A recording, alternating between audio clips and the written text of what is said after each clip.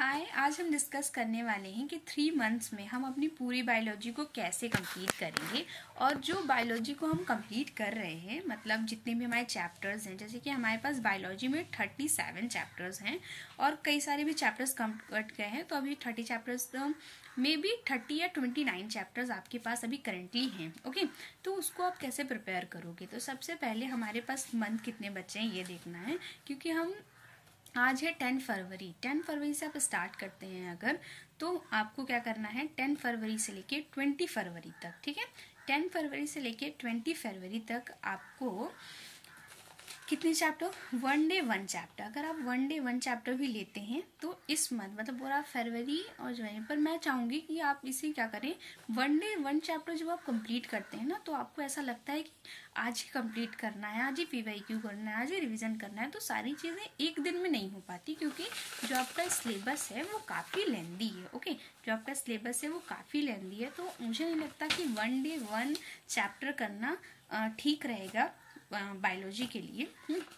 मुझे लगता है कि आप इसे 1 या 2 दिन दें, ताकि उसमें ईजिली आप उसमें पीवाईक्यू कर सकें और इजी से ही आप क्या कर सकें, पीवाईक्यू करने के बाद आप उसको रिवाइज कर सकें। फिर आपको कौन सा चैप्टर हो चुका है उसे आप रिवीजन के लिए भी टाइम देंगे।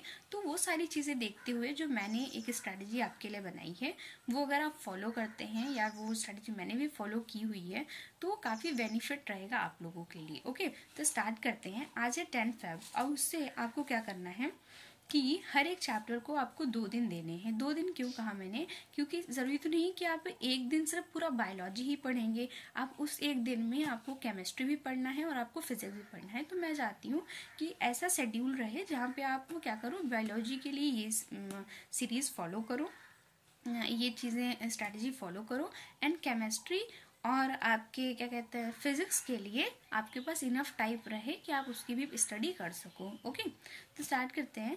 तो आपको क्या करना है कि सबसे पहले, अगर आपको लगता है कि इजी चैप्टर आपने पढ़ रखा है, पर मैं चाहती हूँ कि सबके लिए रहे, तो इसलिए मैं 0 से स्टार्ट करवाने जा रही हूँ। और 0 से स्टार्ट करने से ये भी रहता है कि आपने अगर चैप्टर पढ़ रखा है तो जल्दी जल्दी वो चैप्टर फिर रिवीजन होगा और आप पीवाईक्यू करेंगे, ठीक है। और जिन्होंने कुछ नहीं पढ़ा है वो तो प्लीज़ 0 से स्टार्ट करें, स्टार्टिंग से पढ़ें, और एंड हो जाएगा फेब से पहले भी कर सकते हैं, और अगर मार्च से भी पहले किया तो भी कोई दिक्कत नहीं होगी आपको, ठीक है। तो सबसे पहले मैं बता दूं कि 30 चैप्टर या 29 चैप्टर्स हैं हमारे पास। अब हमें क्या करना है, तो पहले तो हमें 10 चैप्टर्स उठाने हैं, ठीक है। 10 चैप्टर हम वो वाले लेंगे जो हमें लगते हैं कि ये काफ़ी इजी हैं, हमने पहले पढ़ रखे हैं, या कुछ ना कुछ कॉन्सेप्ट तो हमें उसके आते हैं, बस थोड़े बहुत नहीं आते हैं, जो अब हम आगे पढ़ेंगे, ठीक है। तो पहला होगा the living world, biology classification, plant kingdom, animal kingdom, morphology and flowering plant, anatomy of flowering plant, और एक होगा बस आप इतना लीजिए यहाँ से। फिर आप लेंगे cell cycle, unit of life, biomolecule, cell cycle and cell division. I think ये 10 हो गया है, ठीक है। और अगर 10 नहीं हुआ है तो आप अपने अकॉर्डिंगली ले सकते हैं। पहले मैंने 11th की स्टार्ट की, आप चाहे तो पहले 12th की भी स्टार्ट कर सकते हैं, लेकिन जब भी स्टार्ट करें तो 10 चैप्टर लीजिए। उसमें से आप क्या करना है, आपको एक चैप्टर का कोई भी वीडियो लेक्चर देखना है। 1 शॉट आप देखिए। 1 शॉट कितनी देर का होगा? ज़्यादा, जो बहुत ज़्यादा लंबी वीडियोस बना रहे हैं आप उनका बिल्कुल भी मत देखिए, क्योंकि जब लंबी वीडियोस हो जाती हैं ना तो बस ऐसा, हाँ, अब बहुत छोटी वीडियोस भी मत देखिएगा। बहुत छोटी वीडियोस जब आप देखते हैं तो आपको चीज़ें कॉन्सेप्ट क्लियर नहीं होती हैं, और थोड़ा बहुत सिर्फ करवा के ही कंप्लीट हो जाता है, तो आप ऐसा मत करिएगा। आपको क्या करना है कि आपको जैसे कि मान लीजिए मैंने एक चैप्टर लिया बायोलॉजिकल एंड क्लासिफिकेशन। अब इस बायोलॉजिकल क्लासिफिकेशन का मैं क्या करूँगी, मैं पहले तो सारे चैप्टर्स को अपने 10 चैप्टर लिख लिया। 10 फरवरी से स्टार्ट करना है, 20 फरवरी तक एंड करना है। ये हमारे 5 चैप्टर या 10 चैप्टर, ठीक है। मैं चाहती हूँ कि आप ये 10 चैप्टर या 15 चैप्टर, क्योंकि मैं चाहती हूँ कि आप 15 चैप्टर पूरा फरवरी में ख़त्म करें और 15 चैप्टर पूरा मार्च में ख़त्म करें। तो इस तरीके से आपकी पूरी बायोलॉजी ख़त्म हो जाएगी फेब और मार्च के एंड तक, ठीक है। तो 15 चैप्टर जो आप मार्च में ख़त्म करना है, उसे आपको कंप्लीट कैसे करना है? सबसे पहले तो आपको मैक्सिमम 3 घंटे या 4 घंटे की 1 शॉट वीडियो देखनी है। किसी भी टीचर्स का देख सकते हो, किसी भी जो भी आपने सीरीज़ अगर ज्वाइन की है तो आप वहाँ से ही कर सकते हो, या कोई बैच ज्वाइन किया है तो वहाँ से कर सकते हो, ठीक है। तो आपको क्या करना है कि पहले आप ये वीडियो लेक्चर से कंप्लीट करिए। जैसे ही आप वीडियो लेक्चर्स कंप्लीट करेंगे तो आप क्या करेंगे, आप नोट्स तो बिल्कुल नहीं बनाएंगे, क्योंकि जब आप बहुत ज़्यादा नोट्स बना लेते हैं तो आपको रिवीजन करने का टाइम ही नहीं मिल पाता है। तो मैं चाहती हूँ कि आप नोट्स ना बनाएं, बहुत ज़्यादा नोट्स तो बिल्कुल भी ना बनाएं, क्योंकि बहुत ज़्यादा नोट बनाने से होता ये है कि हम पढ़ नहीं पाते हैं, नोट्स को रिवाइज नहीं कर पाते हैं और हमारे पास नोट्स बहुत ज़्यादा हो जाते हैं। तो ऐसे तो बिल्कुल मत करिएगा। हाँ, मैं क्या करती थी, जब भी मैं एनसीईआरटी रीड करती थी तो मैं जस्ट एनसीईआरटी के साइड में ही अपने नोट्स बना लिया करती थी। मैंने काफ़ी सारे चैप्टर्स में ऐसे ही किया है कि मैं एनसीईआरटी के साइड में नोट्स बनाती हूँ और उसी को रिवाइज़ करती हूँ।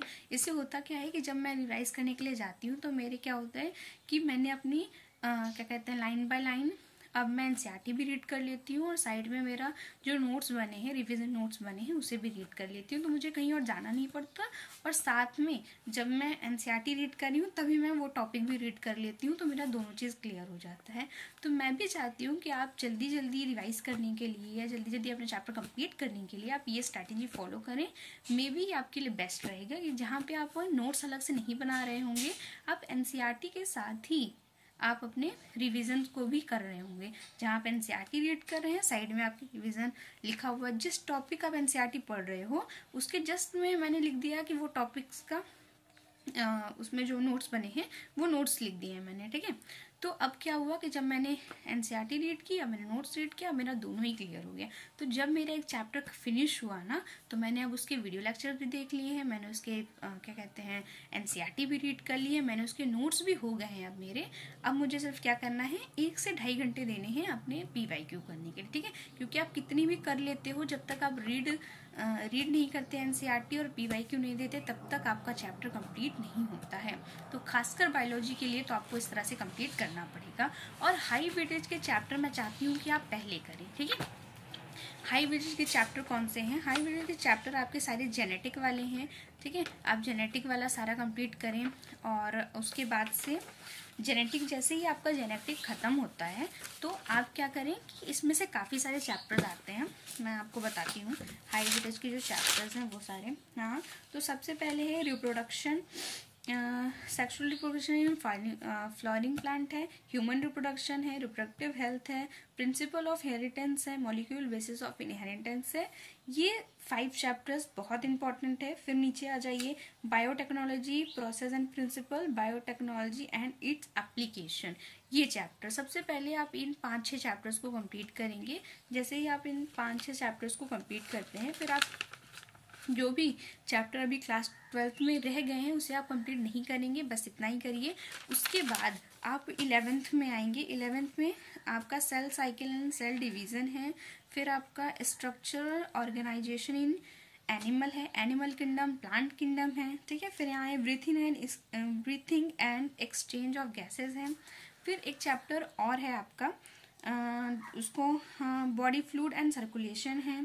फिर केमिकल कोऑर्डिनेशन है, ये चैप्टर आपको करना है, ओके। ये सारे चैप्टर्स हैं जो आपको करने हैं। मॉर्फोलॉजी ऑफ फॉलोइंग प्लांट्स हैं, ये सारे चैप्टर्स आपको फिनिश करने हैं। अब जब आपने इतने सारे चैप्टर्स कर लिए हैं तो मैं चाहती हूँ फेब में पहले आप ये सारे चैप्टर कंप्लीट करें। उसके बाद जो चैप्टर आपके बच गए हैं like the living world, biological classification, anatomy of flying plant, biomolecule, okay, photosynthesis in higher plant, ये सारे chapter, plant growth and development, यहाँ पे आपके चैप्टर क्या बचे हैं जो भी है, लोकोमोशन एंड मूवमेंट, ये सारे चैप्टर्स आप बाद में करेंगे। पहले आप वो चैप्टर्स करेंगे जो चैप्टर आपके हो चुके हैं, जो चैप्टर आपके ज़्यादा PYQs जहाँ से आते हैं, जो चैप्टर बहुत ही इंपॉर्टेंट है, बार बार नीट में वो चैप्टर रिपीट होते हैं, जैसे कि organism and population, ecosystem, biodiversity and conservation. और आपका क्या बचा, ह्यूमन हेल्थ एंड डिसीजेज, बहुत इंपॉर्टेंट चैप्टर है, इसे आपको करना ही करना है। फिर माइक्रोब्स इन ह्यूमन वेलफेयर से 1 क्वेश्चन आते हैं, बहुत ज़्यादा क्वेश्चन नहीं आते। तो ये रही आपकी पूरी बायोलॉजी की स्ट्रेटजी। मैंने बता दिया कि आपको किस तरह से फॉलो करना है, कौन से वीडियोस देखने हैं, कौन से टीचर से आपको करना है। और मुझे लगता है इसके लिए अगर आप जियोलॉजी कर रहे हो या बॉटनी कर रहे हो तो आप समाप्ति मैम से पढ़ सकते हो, या तो आप क्या बिपिन सर से पढ़ सकते हो, दोनों ही काफ़ी अच्छा पढ़ाते हैं, ठीक है। ये रही आपकी पूरी बायोलॉजी कि आप कैसे कंप्लीट करेंगे। मे बी फेब में अगर है तो मार्च तक ख़त्म करिए, 1 महीने लास्ट में रहने दीजिए ताकि आप क्या कर सकें, अच्छी तरीके से आप रिवीजन कर सकें और PYQ से दे सकें। 2 महीने में कंप्लीट बायोलॉजी। ओके।